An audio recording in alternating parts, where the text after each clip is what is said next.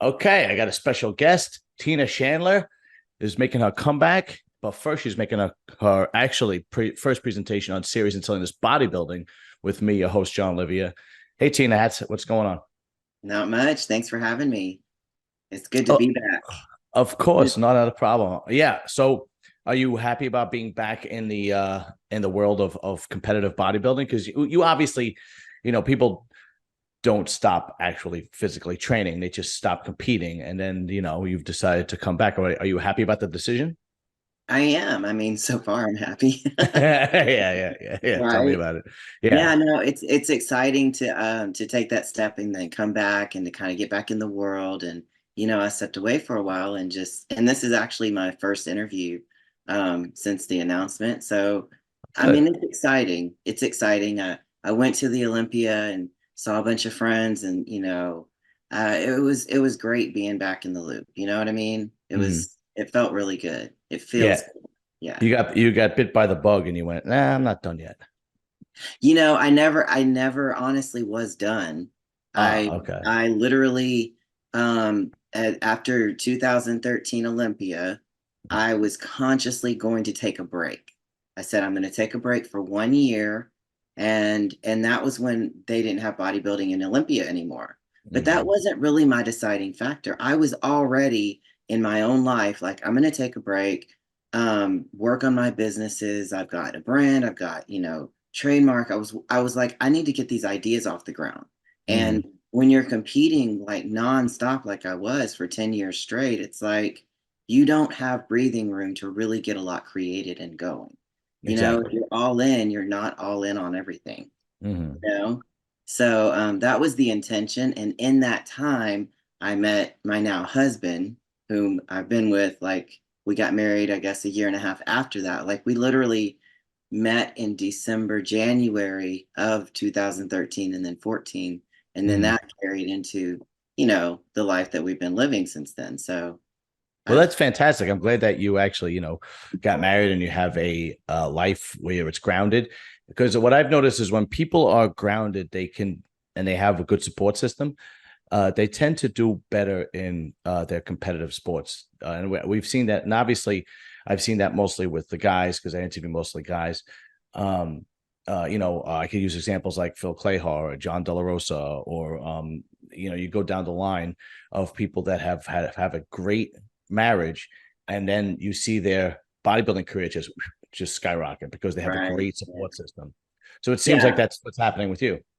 I think so. I think I took that break to work on businesses because coming back to competition, I said to myself, I only want to go back when I really have a strong purpose. I didn't want to just keep doing it for myself. Mhm. Like, just what's the point? Just keep getting the accolades. I need to build the business and then follow my passion. And so with the relationship and everything that's gotten created, I started a nonprofit as well, and so now I have a really, really amazing message to help share with the world. And that's really my driving force to get back to the stage, honestly. Like Okay, that was, we're gonna get into your business because I'm actually very interested in nonprofit. Just so I remember, but I want to talk about your bodybuilding career first. But I definitely want to get into your business and the nonprofit organization you started because that's yeah, extremely interesting. yeah. But Um, the relationship, the marriage, the stability, that's a big part of it. So I mean, I don't want to get go. I think that the majority of people don't realize that marriage and a positive uh, ma- uh, marriage and a positive grounded relationship you have within marriage enables you to really go far in your career or whatever path you choose. And the flip side is also extremely true, where if you have a terrible marriage and it's toxic, the negative ability is it's like the bottom falls out. Nothing. What's funny is that this doesn't seem to be any middle ground, right? It's like yeah, if you're in a crappy marriage, your life sucks. If you're in a great marriage, it's sky's the limit. It's fantastic. yeah, it's true. I mean, our all of our human connections, that's our base, that's our foundation. We're Agreed. driven to connect. And Yes, I agree. if you're staying connected and it's not serving you, you're hurting yourself. Right. Fully agree. So now it's been 10 years or 9 years since you've been away from the stage? And well, 10. it was 2013, so we're in 2024.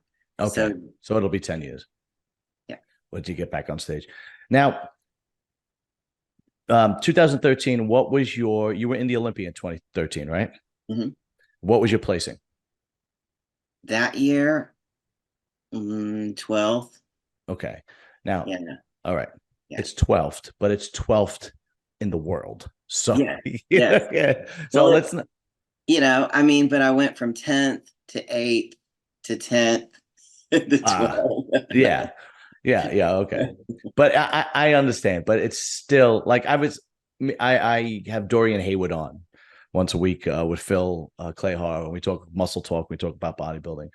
And I was really going hard on the guys coming up and in this year's Arnold. And Dorian's like, I don't think you're giving them enough credit. And I said, let me try to really make it simple. We're talking about the top 10 at the Arnold.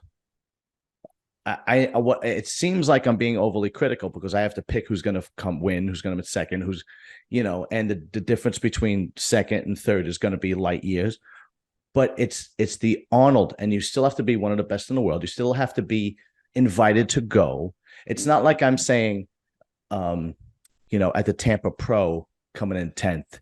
It's completely different. All right. So Right. it's the same thing with you. Yeah, you came in 12th and it was two placings before, worse than you did the year before, but it's still 12th in the world, right? I'm very proud of what I did. As you should, as you should. Yeah. So that year you decide, okay, I'm going to take some time off and I'm going to work on profiting. I'm going to work on businesses, opportunities that I have. So tell me about what businesses you actually worked on when you were away from bodybuilding. So, Normal to be fit. Normal to be fit is the business brand LLC profit business that I started based off of my training business. Mhm. I've been a trainer my whole life, and I've really helped transform so many lives. And in that coaching, normal to be fit kept coming up, and it was a saying that I would use. And it was basically helping my clients. Like, people can do a diet or a program for a period of time, but after a while they start sabotaging or wanting to slide back into the other way of living. And I would just have these conversations to say, accept this as a normal part of your life, and it's a lot easier to deal with. And Mhm. that's where normal to be fit came up. And they were like, oh, that makes so much sense. And then I would see them go 6 months to a year straight. And, it was really, really empowering. And so I decided, let me just start from there and get it going. And it's really, I mean, I'm excited about it. I'm actually, this year, I've written a book, my first Normal to be Fit book. Really, And congratulations. and I'm using competition to kind of help promote that. I mean, that was kind of part of, like, let me get out there now. I have a lot to talk about. Okay. Yeah. That's actually fantastic. Normal to be fit. Is there a website or an Yeah. Instagram or anything like that? Normaltobefit.com. Okay, so I'll make sure that is in the description so people could just click and go normaltobefit.com. And tell me about this nonprofit organization you have now. Sure. So that's just basically a stem from starting with Normal to be Fit, because Mhm. I've always been a trainer who's trained diverse individuals of all Okay. kinds of different needs. Okay. I've always been that person that said, I'm not going to say no. I'm going to see what I can do and try and figure it out. Right. And Mhm. so I've always trained people with different needs, different challenges, disabilities, and stuff. But the nonprofit got started because I was so passionate about trying to provide free service for them. So Mhm. many people with these issues are not able to afford a lot of the service, and I'm like, well, everyone deserves to be able to work out, to get the guidance and the coaching that you need in order to just live a life of quality. Mhm. So I started the nonprofit to literally raise funds so that we could provide service for free. But now we're kind of recalibrating, and we're just going to start raising money to actually build like a sliding scale and really service the community in a more powerful way. Because there's so many more people out there that that kind of want to provide the service and want to be a part of it. So sorry, my cat is It's can okay. is it making noise on the Not at all. okay. No, not at all. How can somebody go about donating to this nonprofit On the website? on You the just same on the website, on normal the to be same fit? way. Yeah, so the Okay. normaltobefit.com has everything on there. I haven't separated the websites yet, but after this trademark renewal goes through, I will be revamping Normal to Be Fit website and opening up the foundation website. But on the website, you can go to the foundation page, and that has all of the nonprofit information along with the donate. And you Okay, can great. click on the website, the donate button's up there too. All right. So make sure you go and donate because it's obviously for a great cause, especially people that are into fitness and want to inspire and help people get healthy and fit and confident. So make sure you go and you donate. And I will be donating as soon as this is over. So let's go before we get into how you got into bodybuilding as a female. I was always interested in personal training. It's kind of like there's a huge spectrum with personal training, right? So what I mean by that is like you can. What do you think of personal trainers that really don't look or fit the part? So like, yeah, exactly, or even knowledgeable. So I go to two different gyms, okay, and one is considered more of a hardcore gym, and the personal trainers there really know what they're doing, right? And they fit the part, and they really know what they're doing. And then I go to a chain gym, LA Fitness, because I just like changing. And another benefit is there's an LA Fitness right around the corner from my mother where she lives. When I go visit her, I can go to the gym over there, right? Mhm. And I see these young kids or young girls, so not even doesn't even have to be that young, and uh, they don't look fit at all. And it seems to me that personal training seems to be. And correct me if I'm wrong, because you've been in the business for a long time. So if I'm overstepping, please correct me. It seems to be personal training seems to be the only skilled labor that nobody that looks for somebody as a personal trainer uh, cares about their background, cares about their knowledge and experience within personal training, right? So I like, you know, if I'm looking for a personal trainer and some 25-year-old kid from LA Fitness or Retro says, "Oh, I'm a personal trainer," and I go, "How long you been doing it?" And they go, "A month." I go, "You forget it. And go get away from me," right? But it seems to be for some reason nobody does that, and I always equate to my first trade as a blue collar worker was an electrician. I was an electrician for 10 years, and if an electrician came to my house and I said, "How long have you been an electrician?" and he says, "A month," I'd be like, "Get the fuck out of my house," right? The person that came to my house and says, "I've been doing this for 20 years. Here's my credentials. I'm a licensed master electrician. I have 3 trucks with all the, I could wire this house backwards and forwards." I'm like, "You get the job." Right. Why does that not happen with personal training? I mean, I was gonna say I don't know, but I can actually make some educated guesses, right? Um, I think for a number of reasons. I think that people who come into a gym, first of all, they don't know what they're doing. They're not really sure about the fitness industry. That's why they're going to someone that they think knows. Right. I think they're a bit intimidated as initially just going into a gym and asking for training, and I don't think that they don't feel like they're confident enough to make that decision. And if someone's saying that they're a personal trainer and this organization says that they're good for me, then I'm going to give it a shot. I think Mm, there's a little bit of passivity there. I'm a little like, I'm not sure what's going on, but I'm going to try it because this is new to me and I just hmm want to get started. Right. I think that mindset is kind of out there. And Okay. I mean, besides that, I just, I think some people are just people pleasers and they don't want to say no. And they'd rather Mm, just go through the process and see how this goes.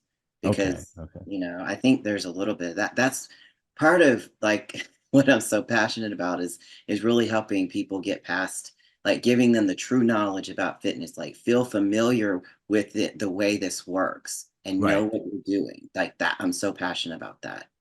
You So, know? let's say, for example, because I've interviewed guys. There's plenty of bodybuilders that are personal trainers. Phil Clayhar, King Kamali, but he does mostly competitive training. I mean, you go down the list, and a lot of these guys, especially when you get to that level, right? A lot of these guys go, "I'm very selective with who I work with." Right. Where Mhm. you, and I understand where you, but you take more of a noble approach where it's like, no, I'm going to try to help everybody. Right. Mhm. But how do you deal with the people that, you say, okay, they're paying you, right? And you give them a workout, you give them a diet, and you could tell that they're not making any progress, but they also lack the accountability because that happens a lot. And a lot of trainers, from what I've seen, they'll basically just, as long as you pay me, I don't really care, Yeah. right? Mhm. Whereas somebody like yourself, who's so advanced and saying that you want to educate and you want to see progress, and you'll help anybody. How do you deal with the people that are like not accountable and they make up excuses and I can't get to the gym and I can't do this and I didn't have time to meal prep and blah blah blah blah blah blah and down the line.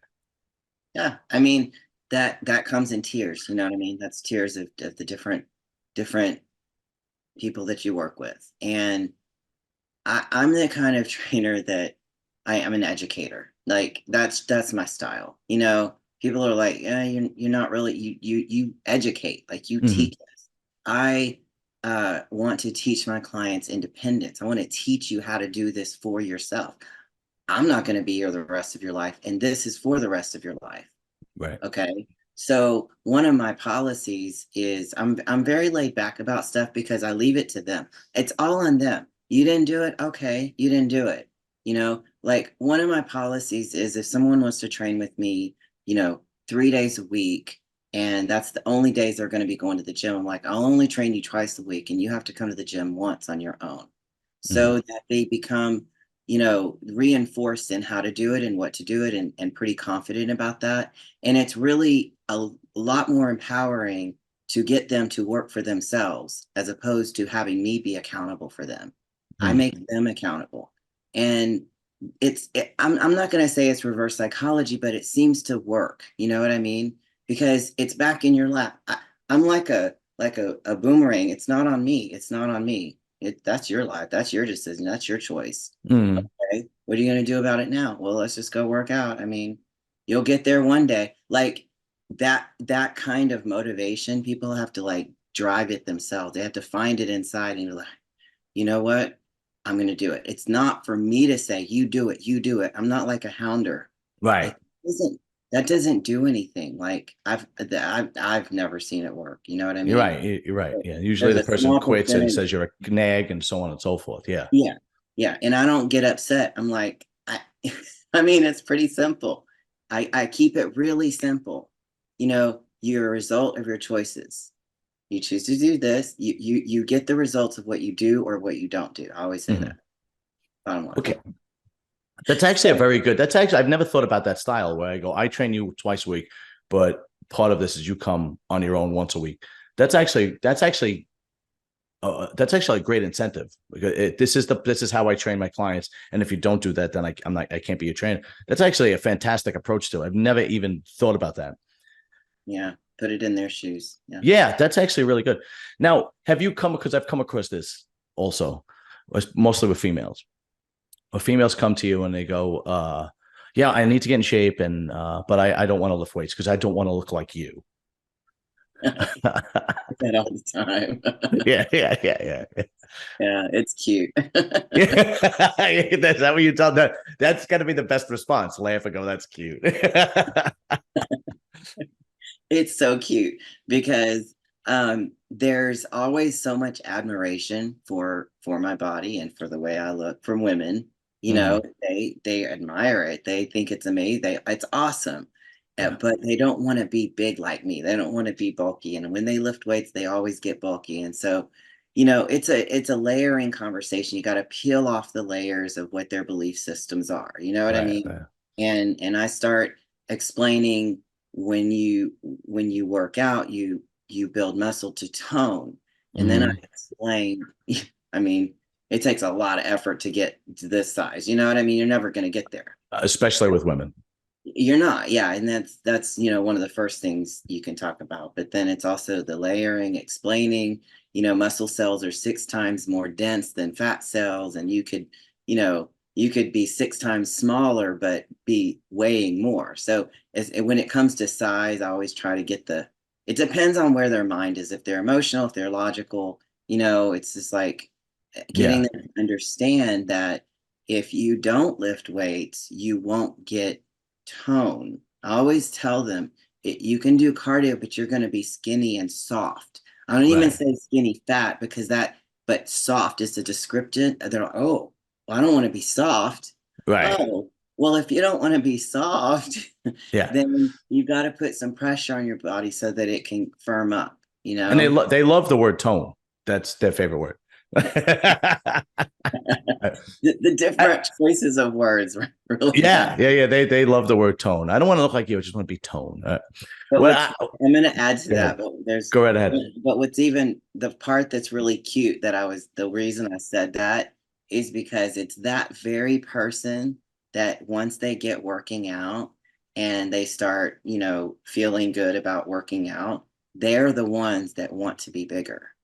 Like they literally Mm, start to be like, well, it's kind of little. I don't want, and I'm like, right, it's right, right. so funny because that was the first thing you said. But it's the joy of muscle. Like muscle feels good. It looks It good. does. Like it's the joy of muscle. That's a good one. That is a good one, actually. The Joy and Muscle. That should be your next book. That's my next book right there. And what's funny is I once in a while, not often, but if I have family, I'm not a trainer, but if I have family members, now I'm typical Italian. Most of my family is overweight because we love food, right? So once in a while, I have a family that will come, and if it's women, I approach the guys a lot different. Like if a friend or family that's a guy comes over to me, I go, "Stop eating, you fat bastard." That's all you got to do. Anyway, but with women, I'm obviously a little bit more gentle. So like I had a cousin that said to me, I need to lose weight. I have to go into the gym, but I really don't want to lift weights and so on and so forth. So I said, when you go to this is like, it should try to be a little logical, right? When you go to the gym and you look at the girls in the gym, who is really in shape? When you look at them and you go, wow, that girl looks fantastic. What are they doing? Are they in the aerobics room? And they're like, no, they're lifting weights. I'm like, well, there's your answer. I've never seen an aerobics class with the people in shape. Yeah, It's fun, great, right? But yeah, that's good. um, all right, let's shift a little bit. What made you actually go into women's bodybuilding? Was it a choice, or did your body choose you, and that's where you fit? Yeah, my body chose me. Okay, When I started in, I guess, 2003 training for my first show, and it was pretty much an easy.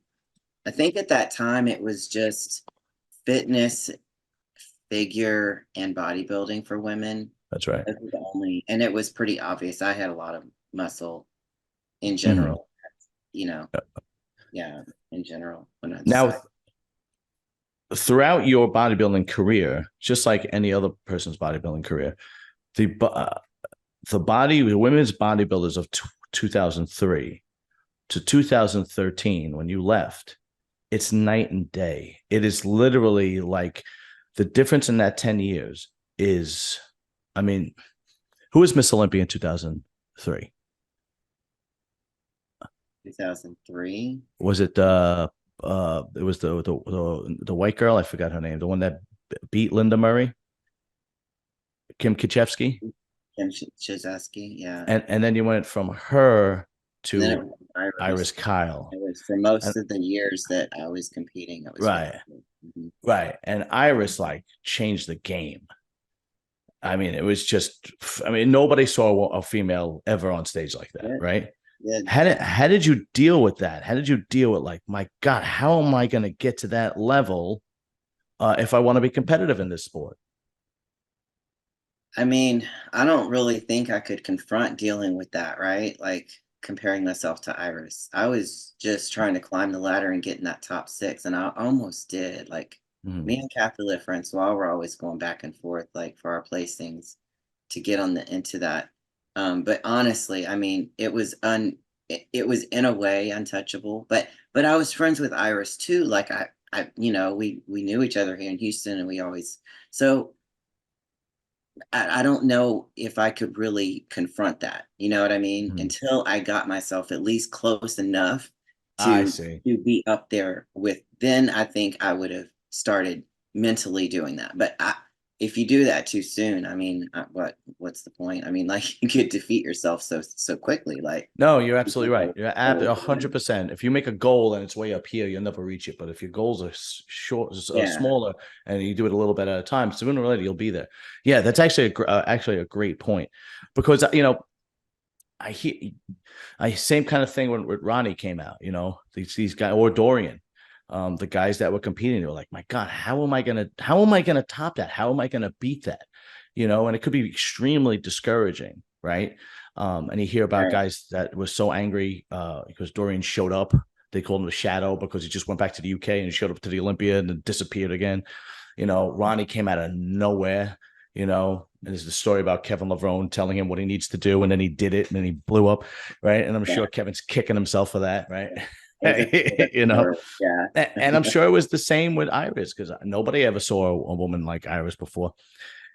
And then it kind of takes it. Then about women's bodybuilding takes a turn where Arnold doesn't want it in his show anymore, and the Olympia doesn't want it there anymore.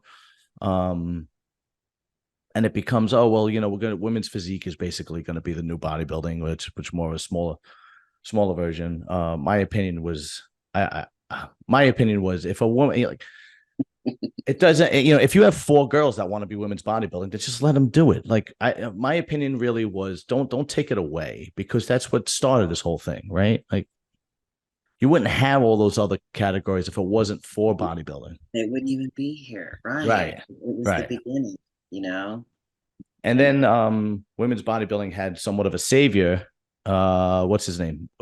Big Woods. Jake Woods. And he brought it back. He bought the Olympia. He brought women's bodybuilding back. He started Wings of Strength, and it gave a new life to bodybuilding. But the credentials for women's bodybuilding, they kind of wanted a little different. They still wanted like that feminine look and that athletic look. They tried to get away from Iris Kyle. And as a matter of fact, I believe that when Wings of Strength first started, they told Iris Kyle she has to requalify, and she's like, I'm 10 times Miss Olympia. Why would I have to do that? Because they were really Yeah, trying to get away from that.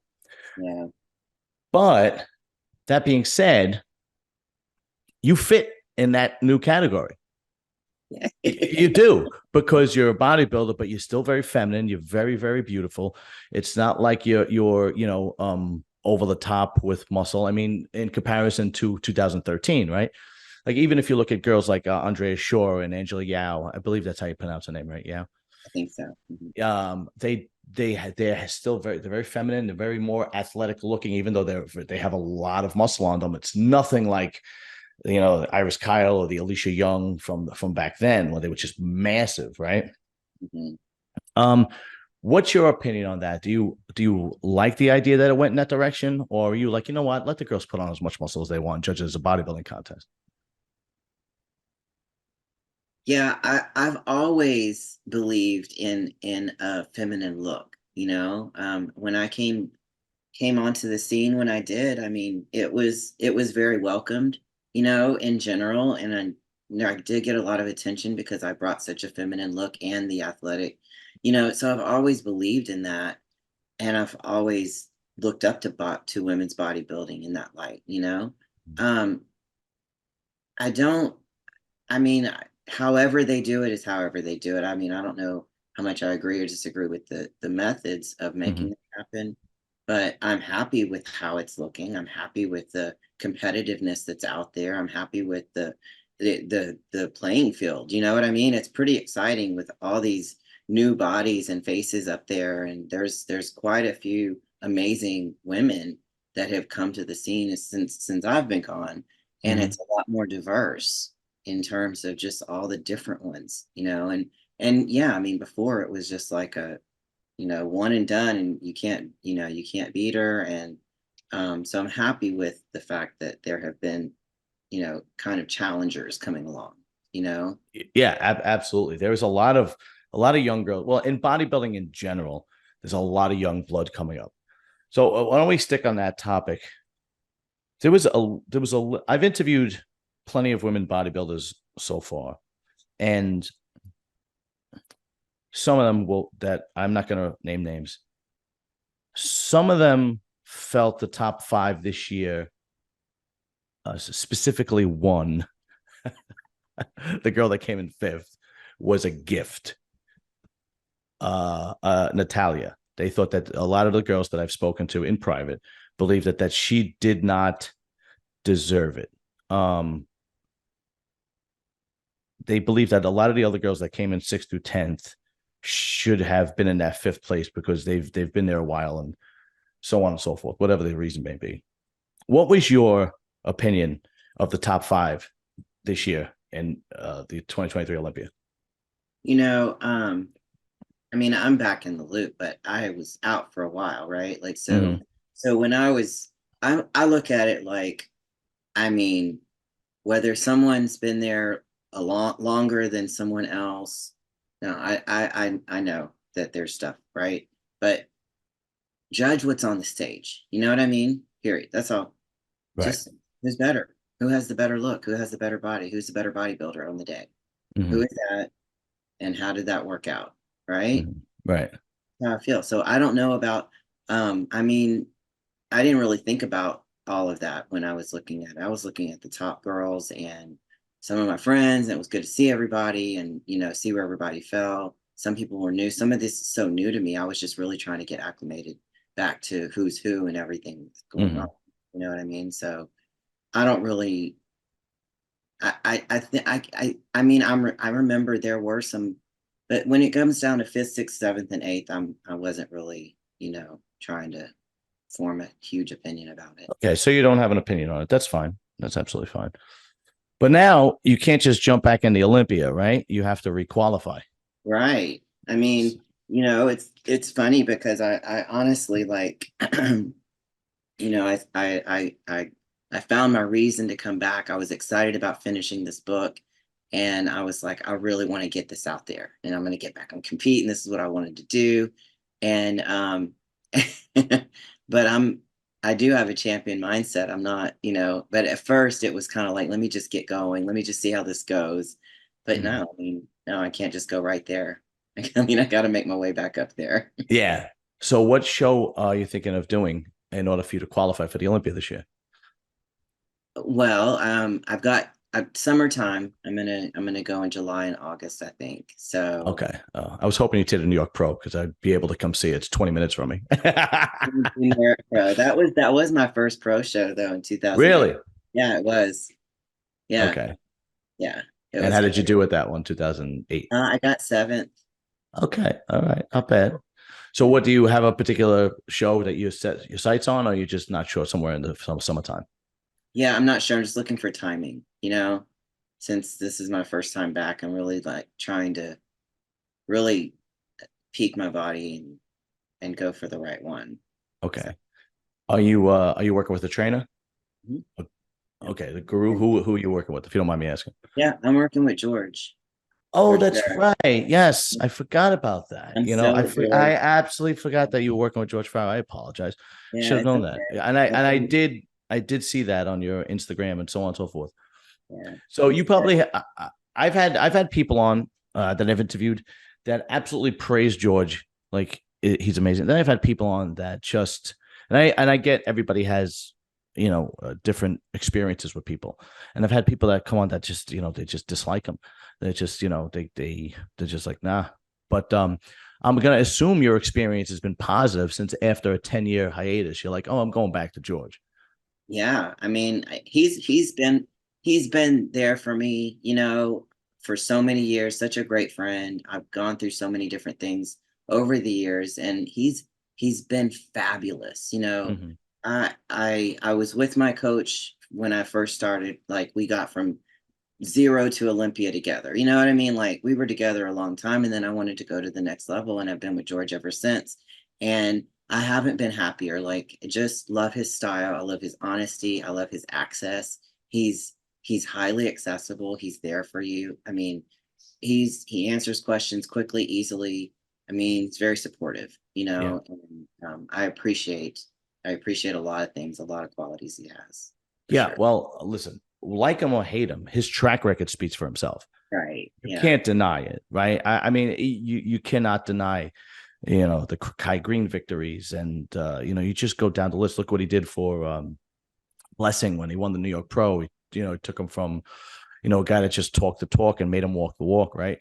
I mean, his track record clearly um, says that he's a very capable trainer in the world of bodybuilding. So, to me, it's like, I get you want to have a personal relationship and so on and so forth, but if he could get you there, then you might want to think about worrying about a personality later on, right? But from what you're telling me, he's very helpful, and he's very available, like you said. Right. Okay, Right. that's yeah, because Well, I it's mean, I mean besides that, that's the obvious. yeah,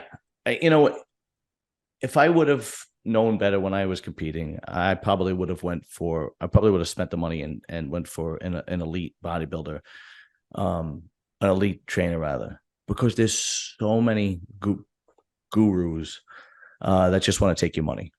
All right. Right. Um, and just a message for everybody out there, men or women, if you're really thinking about or competing and you're serious, spend the money and get yourself one of the good ones. But believe me, it's a world of difference, right? It really is. Yeah. All right. So you're married, you're comfortable, you're grounded, you got your business, you're making money, and now you're going to be competing in women's bodybuilding. Does keeping your femininity, is that does that trump the idea of winning a bodybuilding show? Or are you like, balls to the wall, I don't care, I'm just looking to win? Well, I think my actions are kind of obvious with that too, right? Like, Yeah. I mean, femininity and is above all else. I'm not going to sacrifice, certain things just to win bodybuilding. Yeah. And taking that break, stepping back a little bit, that was also part of it. Just like making sure my health is in order. Like, I'm no, to me it wasn't worth it. Now, Mhm. I don't, I mean, some of my best friends have done it, and I'm just like kicking ass. Yeah. Like, don't look back, and it is a choice, but that's my choice. And that's kind of like, I'm looking forward to coming back and enjoying this, like really having fun and feeling good, the whole, like, really embracing it in a different way. It's been fun kind of stepping back and then coming back in. You get perspective, things that are important. George always says there's life after bodybuilding, guys. There is life after bodybuilding. That's for sure. And I've lived my life according to that. And you put your energy in your priorities. You know what I mean? And No, this is I fully agree. Absolutely. yeah. I mean, I believe in full spectrum living. I know, I mean, really good quality of life where you really enjoy the rest of your life too. Yeah, absolutely. I mean, you could easily get lost in that world of I just want to win bodybuilding, and then lose everything else behind it. Because let's be real. There's only a handful of people that could really become successful at bodybuilding. Everybody else is going to have some kind of even balance, whether it's a family balance, a work balance. The majority of the bodybuilders that I know will have to work full time, um, and balance a family with bodybuilding. Like I said, there's maybe only the top 5 athletes in either category, women or men, can really just say, I'm all in, because they have the genetics and the ability to make that happen. A large majority of people cannot do that. And Right. it's very difficult for people, I think, to grasp that balance, especially when they're younger, when they're first coming in. Mhm. What's your opinion on that? Yeah, no, I agree. That's why I keep saying I'm just grateful that I did step back a little bit to get perspective, because I was in that like drive. You know what I mean? Drive to the next year, drive to the next show. It was Arnold Olympia. It was a nonstop straight through, and you don't have a lot of time or the wherewithal to kind of maturely like hold on a second, let me take off a year, let me come back next year. Like I've seen some great competitors, some guys have really done that. They're starting to do it. I'm seeing that Yes. they're more level-headed. I'm seeing that. I love the fact that they're really thinking it through. But if you can get wrapped in that and just go for the win, and no, there's such a small percentage that actually make it in Mm-hmm. the Mm-hmm. in as a bodybuilding. Like, it's the dream as a pro bodybuilder, right? Like you get your pro card, there's this contract on the other side of it. You get to like get paid to work out. Like that's our dream. That's Mm-hmm. our dream. If Yeah, I could just absolutely. all day like take care of my body and do the things that like that would I would love that. But it's not realistic. Like you said, it's only for a few percent. Yeah, it happens to be very, very Women, true. And I the think, women especially, like we are not, given those contracts and the travels and the things, like it's just not out there. It's not as available as it no, is. you're actually 100% right. And that leads me to another discussion. And it's up to you whether how deep you want to go into this discussion. Um, the contracts for women's bodybuilding are not there like it is for men. All right. It's just not. Even the what you win in the contest isn't there like it is for men. So it seems like a lot of the female bodybuilders, they come to this crossroad, right? And they go, well, I can make a lot of money if I choose this road, or I continue to struggle and I continue to do personal training, or I continue my 9 to 5 job, or so on and so forth. Or I could really make things easier on me and basically go into the dark web and start a fetish career, right? Now, I'm of the opinion that you should not take the path of least resistance. I think it leads. I have this expression, and my expression is, and I didn't make this up. I got this from another podcast. And my expression is, fast money leads to slow problems, right? What's your opinion on that? Because we see it's gotten to the point where it's almost fully accepted in society, where if a girl even decides, well, I'm just going to do this because I need to make the extra money, then they get wrapped into it, and they're making so much money that they lose sight of bodybuilding, and then they just become this fetish model, Right. right? Mhm. Well, what is your opinion on it? So, I'm kind of like a non-judgment person, right? Like I have friends of all departments, okay? And I'm a very spiritual person. So these are in my opinion, you got to stay in your true self and choose things that are in line with your true spirit. And sometimes when these choices are made, oh, it's easy money, it's justifying it, it's this, it's that. I think there's a little bit of compromise on yourself, and you can get carried away, and then you justify it more and more and more and more. Exactly. Yes. Okay. It's easy to see how it happens. We all fall into different things, you know what I mean? Mm-hmm. No judgment. I don't have an opinion on that. I just care about the people, like as you go down, like you said, you could go down that road and you end up as slow things, you become unhappier and unhappier and happier, and you don't know how to get out of that stuff. Some Yeah. people are perfectly happy doing it and accept exactly, and there's a whole role of, oh, I'm doing this for all these other people and they feel good. It's great. It's all about how you're feeling about it. Do I agree that it's good for the sport? No, I Right. don't. I don't. I don't think it puts us in a good light. I think it puts us in a big exploitation. Like it don't I don't like exploiting myself that way. I like to be a female athlete, to be acknowledged for my skill and ability to do the sport that I'm doing. Yes, and I couldn't actually agree more. And I'm a fan of women's bodybuilding, and I'll tell you exactly why I'm a fan of women's bodybuilding. It's not the fetish thing and nothing like that. Even though I think female bodybuilders can be very attractive, like somebody like yourself that is able to tote that line between femininity and bodybuilding, right? The reason why I admire it so much is that female bodybuilders go against everything society says about what is feminine. And they have to look people in the face, and they have to look society in the face, and they have to look at social media. And they can get so many trolls in person and on social media. It's obviously tenfold in social media. And they have to just basically be like, and just keep pushing. And to me, that's very admirable, right? That's very admirable because you go, listen, I have a goal. This is where my mind should be, and I need to go in that direction. And all this other negativity coming my way, I have to ignore, right? Because it's tenfold on social media, but it's also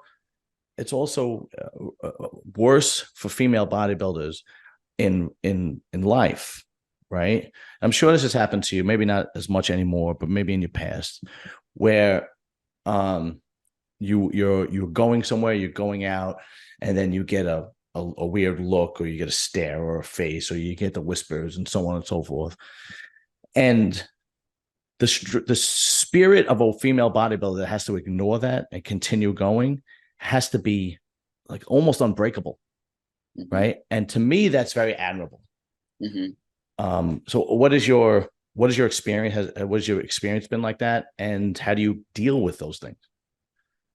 Yeah, I think you said it really well, and I think that you articulated the fact that you do basically, yes. I mean, it happens, and it's over time. It's just not as big of a deal. Like, it's sometimes I don't know, creating a context for what's going on, and there's a little bit of ignorance. I don't know, like, it's just a judgment. People, and it's so funny because, and my husband's always telling people, yeah, she's a pro bodybuilder, but she's so nice. But she's so nice, and she's so this. And it's almost like, but once you get to know her, you lose that field of judgment that happens like on that immediate. It's just it's just a surface judgment. We all have a judgment of judging people as we walk by. It's people's belief systems. You know what I mean? It's just where they are. I don't think I let a lot of stuff stick to me, right? Because I don't really put it on people. I just think it's just what they're thinking. It's just our lives are built from all of our experiences and all of our viewpoints, and all it's collected, right? Like, we're a walking collection of all of these things, and that's where people are. So yeah, you do create a pretty unbreakable spirit, and especially after you decided to go a certain direction. And when you do decide this sort of thing, it's not ever one decision. You keep deciding it. You keep deciding it to do it. You keep doing. After a while, it's just that's just who I am. It's what I'm doing. Right. Right. Absolutely. And what's funny is you said, people say, oh, but she's really nice. She's really nice. To me, in my experience, there's a direct correlation between between female categories in bodybuilding and their personalities. The nicest girls I've ever interviewed were bodybuilders. And by the time you get to bikini, you go, what the fuck is wrong with this fucking girl? We're a lot more seasoned. Like, wow, Jesus Christ. I can't tell you. It's almost impossible to get an interview with a bikini girl because it really is. It's like when I ask them, yeah, that's great. Okay. But then when it comes like to see how easy it was for you to set a date, a time, and you show up, impossible. And I'm not kidding either. It's funny, but it's like God's honest truth. That's funny. Tina, first of all, much love, much respect. Getting to know you made me even a bigger fan, and I'm going to follow your career. We're friends on Instagram. But everybody go to normaltobefit.com, check out Tina's services, donate to her nonprofit organization. And Tina, you and I will be in touch. And maybe, how's this sound? After you win your show and you qualified to do the Olympia, you come back and give me another interview on what it was like being back on stage after 10 years. Absolutely. Of All right. course. It'd be All my right. pleasure. Great. Yeah. And remember, Tina, tell everybody, Serious and Son is bodybuilding. Like, share, subscribe, because I'm giving you the best content, and I happen to be easy on the eyes, right? Yes, absolutely. Can I just add one more thing? Sure. Because I really want to also advocate and bring a little bit more attention to the wheelchair divisions that are in the Olympia and Mm, in the shows. They've been there for quite a while. I had some really good discussions with the guys, and I just really want to bring some more attention because when those guys go on stage, and the finals were actually at the expo, which I was kind of like, I really want to help get them right. to the main stage. They deserve it. They've been here for a long Okay. time and they still get themselves there, by the way. Mm-hmm. Anyway, I want to help that division. So it really is part of the passion that I'm bringing forward. And I just want to get that word out. People pay attention because when they go up on stage and they start telling the story about how they got there and what they've done with it, like they are the biggest overcomers. You know what I mean? Okay. It's such an example that we could all really. Okay. Well, I'm going to do my part since you and I are friends now.